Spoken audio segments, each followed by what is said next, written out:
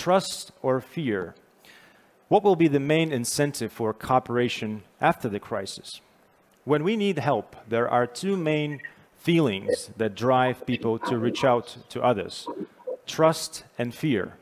We call on those we trust, and we do it in fear of not being able to cope with it ourselves. But if the fear is quick to catch, the trust needs a lot more time and effort to build up. During the pandemic, we all witnessed a rise in cybercrime and came together to deal with this threat. But will we be able to build trust and join forces against cybercrime after the crisis is over? Or will we need another crisis to unite us once again? I am now joined by Jeremy Jurgens, Chief Business Officer and member of the Managing Board of the World Economic Forum. Jeremy, thank you very much for joining Cyber Polygon. It's great to have you. Can you hear me okay? Yep, we're all good. Thank you. Perfect. Welcome. I'd like to start right away with this question. What do you think is the stronger driver for cooperation, trust or fear, especially when it comes to fighting cybercrime? Okay. Yeah, so, if I step back, I'd actually even challenge the question in the sense that I don't believe you can actually have a cooperation come from fear. You can have compliance, but you won't actually get a cooperation. And increasingly in today's world, you talked about this need to move quickly and so on. We go back to the thinking fast and slow, right? So when you're in a fearful moment, we saw that in COVID, people react quickly, but they're not thinking through necessarily all the implications of what they do. And for cooperation, you actually need to build trust. You need to think slowly. You need to understand, and that requires an awareness that comes in ahead of time. I suspect that going forward, we'll actually see a kind of, moving into kind of a bifurcation or a differentiation of two different domains. We'll have increased areas of cooperation, but areas that are dependent on compliance. You mentioned phishing earlier. We can't be dependent on people to not be social engineered, to not be tricked, to have their trust taken advantage of.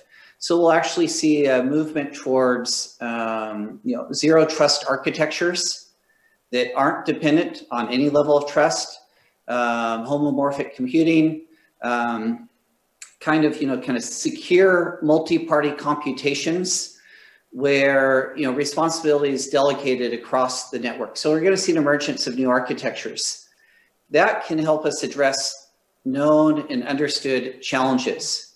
But those things that are not yet understood, those areas that are new and emergent, they will require cooperation, and those will require trust.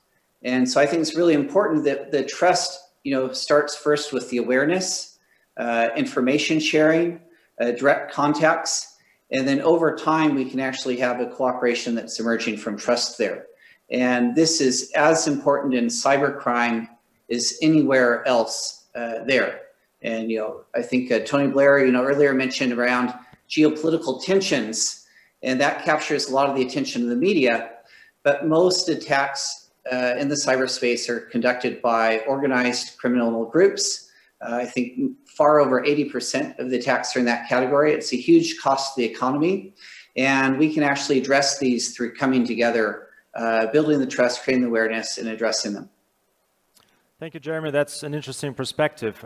I know that this year in May, the World Economic Forum has released a report titled COVID-19 Risks Outlook, where cybercriminals and data theft were ranked 9th as most likely fallout for the world. Do you believe that we truly understand cybersecurity risks and we will be ready when the thunder hits? And what steps should we take to be fully prepared? Yeah, I believe we don't understand the risks. We have to make sure that it's not only the cyber experts that are in the call today with us. We have to make sure that there is a understanding at the leadership level. Again, in the discussion with Herman and Prime Minister Blair earlier today, we actually heard, look, governments can't keep pace with the speed of change. They can't keep pace with the technology there. They fundamentally don't understand it. So this is going to call for a cooperation between the public sector and the private sector. The private sector has that knowledge. If you take the kind of knowledge that's just inside Spurbank, BI.ZONE, a lot of other large institutions or institutions that are at the forefront of technology, they have more understanding than most world governments on the nature of the challenges, the nature of the risks, and also how to address them and solve them. So we're going to actually need to bring people together here to address these in cooperation and in collaboration there. And that's one of the areas that the forum we actually try to do, to explicitly bring those groups together to help achieve mutual understanding so that we can also then cooperate going ahead.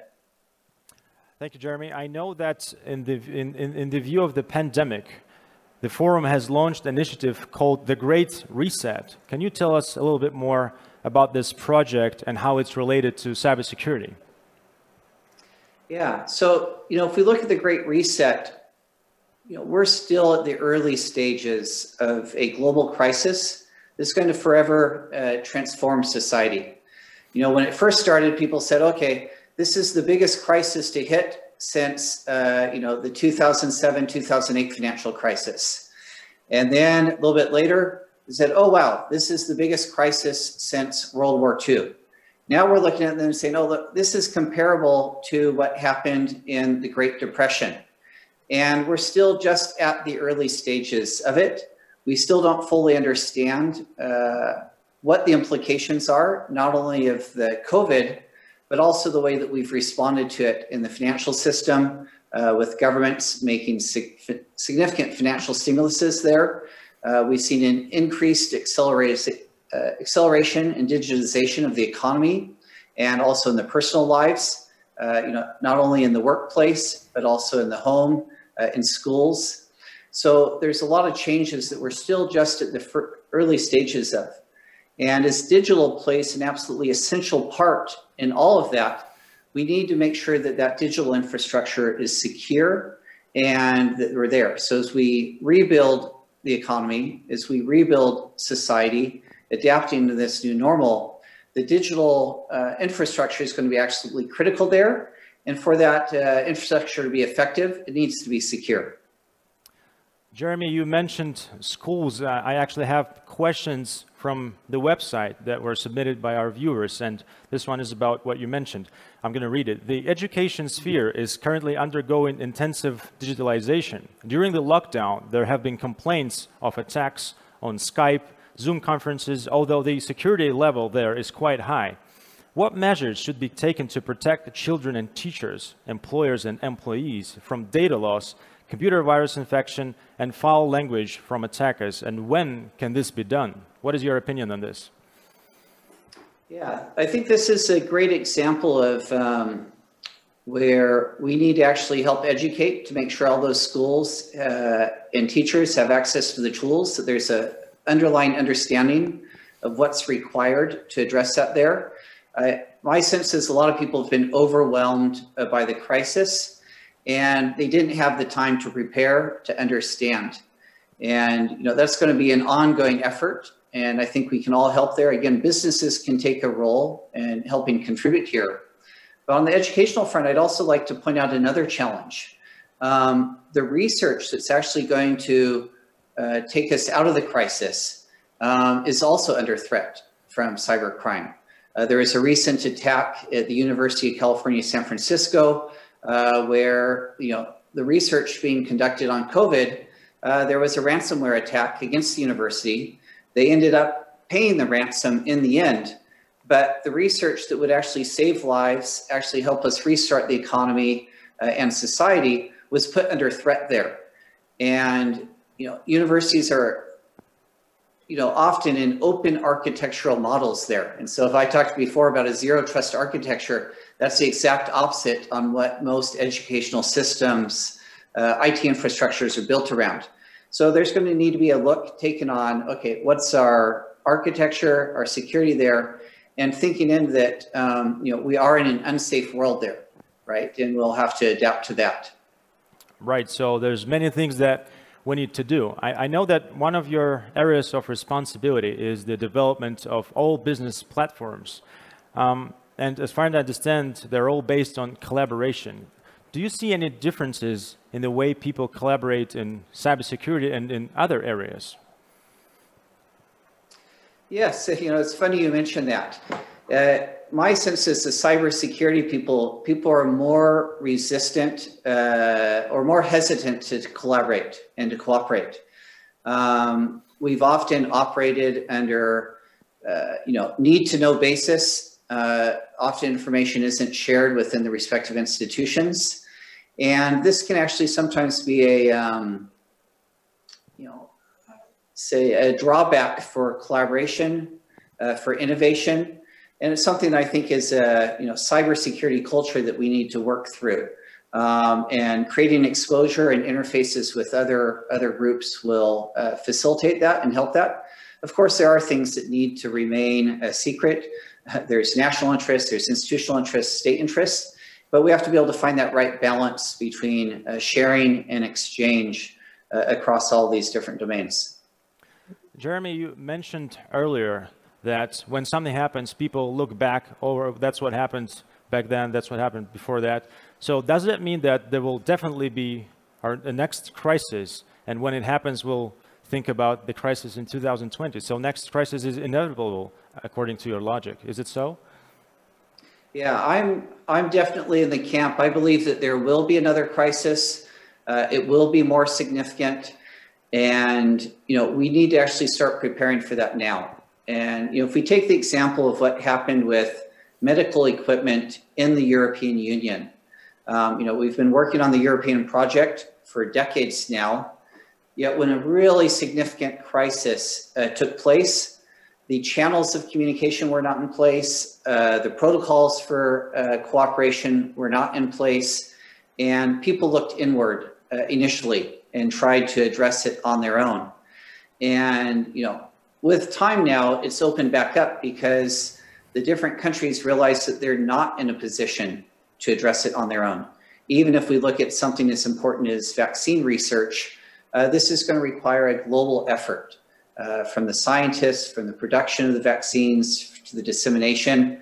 And, what we can do in cybersecurity is make sure that we don't try and rebuild after the attack's already happened, but put those cooperation mechanisms in place already. We're working on this here at the World Economic Forum through our Global Cybersecurity Center. We're working with Sberbank, BI.ZONEs, other institutions as well. So we need to actually start this cooperation and understanding early so that when the crisis does hit, that we're in a position to respond effectively to it. And, I would anticipate that when we do see this next crisis, it will be faster than what we've seen with COVID. The exponential growth rate will climb, be much steeper. The impact will be greater. And as a result, the economic and social implications will be even more significant. So I think it's really important that we don't underestimate the severity of what a crisis like this, the impact it could have. And it's going to take us, all sectors of society and the economy to come together to address that. All right, Jeremy, I have one more question from the audience that was submitted on the website, and I think it's in line with what we've been talking about. I'm going to read this one. The statistics say that the main risk factor in the vast majority of cases is the individual. Are there any educational programs to keep the level of specialists in line with the risk matrix? Something like the updates we run on our software. What do you think about how we should educate people?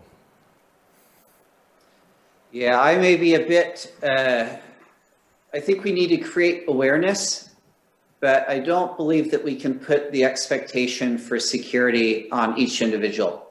I think we need to make them aware of what the risks are, the challenges, but we actually also have to move to models that aren't dependent on single individuals who can be manipulated, may not understand the implications there, and put entire organizations and institutions at risk through that lack of knowledge. So yes, we need to educate for awareness, But particularly, we also need to create awareness at leadership levels so they understand the implications. And we need to bring forward new approaches and new areas for how to do that. And if we look to the future, again, there's the known elements, but we're also going to collaboratively explore the implications in new domains. For example, when artificial intelligence is applied in the cyber context, when quantum computing is applied in the cyber context. And we need to start beginning to prepare for these elements now, and also continuing to develop our skills as cyber professionals and cyber experts. Jeremy, I think we touched a very interesting point here, because many times people expect that the company will protect them, the bank will protect them, and it's never their fault when something happens. But at the same time, if people simply give away sensitive information, it's not up to the bank to protect them. So let's talk about that. Where's the line? When do we know that, all right, this is the person's fault and this time it's the fault of the bank? How can you expand on this a little bit more? Yeah, I think, each individual does need to be responsible, and there is a minimal level of awareness that needs to take place there, and a certain level of accountability. And on this one, I have to actually suspect that the experts at Spurbank will be better able to answer that question than I am. I know in my own case, I'm always ultra sensitive, always looking, at very simple things on, where do the emails come from, not opening attachments. But I think it's a difficult burden to ask that of everybody, but we should be at least aware of what the implications are for poor security stamps, and as professionals to work together to relieve that burden on the individuals. Yeah, so I think it's fair to say that everybody needs to do a good job at protecting themselves, both companies and individuals. It's okay to be a little bit paranoid, I guess, is what we should agree upon. Now, my next question is this. According to the projections of the World Economic Forum, losses from cyber attacks can reach $90 trillion over the next decade. And yet many companies and countries can't reach the agreement on what to do to prevent it. What, in your opinion, are the key challenges that prevent us from building trust around topics related to cybersecurity, and what are the key steps that we need to take to solve that problem? Yeah, I think there's a couple areas that actually make it challenging. One is just around standards, regulations, and enforcement. We need some shared frameworks, both at the institutional level, but also at the nation state level, on what is acceptable and not acceptable in this domain.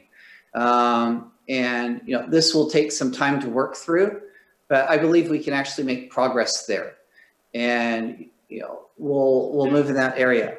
Another area is, we touched on earlier, is just basic knowledge and information sharing, right? So we actually need to share information on, what's actually taking place there, to connect the dots, to create better awareness, and we can help in that sense as well.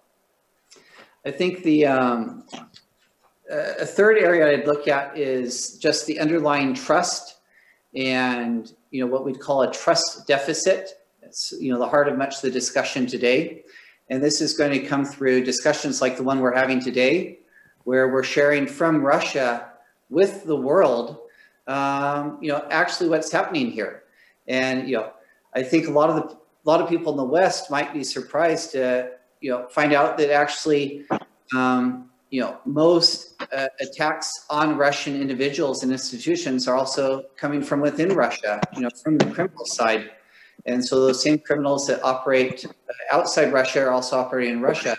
So it's all in our mutual interest to address, criminal groups wherever they reside, in Russia, in North America, in, Africa, wherever it might be. We have to work together, and that information sharing will help this on that respect. The last area is the kind of geopolitical element. We are increasingly moving into an era of strategic competition. And in a sense, this is natural. It's a kind of the next stage of the world order. But we have to make sure that even as there's competition in some domains, that it doesn't inhibit cooperation in others. And here our business leaders and our government leaders can signal, hey, these are areas where we do need to actively cooperate together. COVID is a good example. Cybersecurity is a great example. Climate change is another one. And in other areas of national defense and national interest, it's understandable that there will continue to be differences and there will be competition there. But we have to be able to disaggregate those. Jeremy, you mentioned a lot of points that I'd like to talk about. First of all, you said that there needs to be frameworks on institutional level. Can you expand a little bit more on that? Can you give any examples of the frameworks? Yeah, so one example is that we've been working in the electrical sector with electrical grid utilities, and I've got a number here. I just pulled up. Did a calculation that a 6-hour blackout in mainland France could have damages of $1.5 billion. Now that's just 6 hours in a single country if the grid goes down. And like much of our architecture, the electrical utilities were not designed for the era that we're in today. The hospital systems were not designed for the era we're in today. So we're doing direct collaborations with industry leaders in different sectors, electricity, energy, healthcare, aviation, to help them strengthen their cyber posture, to increase awareness on the underlying threats, to look at areas of specific collaboration and cooperation. And when we're doing this, we're also bringing in other businesses to share their experiences, both when they haven't successfully protected themselves, but as well as when they have. And we're also bringing in international bodies and security agencies, Interpol, defense agencies, intelligence agencies, for some of that information sharing cooperation. And then we're also promoting education. So it's one thing for the leaders to understand the scale of the risk, but then it's also getting that message out into the organizations. So, putting that information on online platforms, supporting initiatives like the Cyber Polygon to help increase awareness. All of these pieces need to come together to address some of these threats. You mentioned Cyber Polygon, our event. Can you talk about the events that you organize and your plans for the future? Now, obviously, people can't travel that much. What are your plans for conferences and events in the future? Yeah, it's interesting. For us, we've actually increased the level of interaction we've had during the crisis. The forum, we have kind of two core elements. One is communities. We bring communities together around different thematics. And it's also then mobilizing them against a kind of a shared purpose and shared interest. So for us, this has only increased. Today, we're doing it digitally. I think there's an uncertain outlook. We say you can't look more than 3 months ahead or even 3 weeks, in recent times. So what we're doing is we're actually strengthening our cooperation through digital activities such as this, and continue to interact and connect the dots among all the current actors. So I'd anticipate that we'll continue to have high levels of virtual interaction. And at the same time, and I think it's also good to be cautious, that as we go increasingly digital, it amplifies the risks of a large-scale cyber pandemic. So we also have to be prepared to roll back. We have to be in a position that if we were in a cyber pandemic, that we haven't completely disconnected ourselves from some of those analog connections and infrastructures there. So we have to prepare for both worlds, and even as we create the future moving ahead. Jeremy, maybe my last question. You mentioned strategic competition and the politics and all that. My personal opinion is that what we need to do, we need to take good examples of collaboration and successful cooperation and promote them and tell the world, this is what we did. If we keep working together, we're going to be successful in stopping cyber criminals. What do you think about that, about this approach? I think it's actually absolutely the heart of what we're doing. I see that in our partnership with Sberbank. So when we partnership here, We're working not only with Sberbank in Russia, but we're as well partnering with technology companies in the United States, cybersecurity companies in the United States. We're partnering with large industrial companies like Saudi Aramco that have a global footprint, are absolutely critical to supplying the energy system. And we're partnering with law enforcement agencies and world-class universities.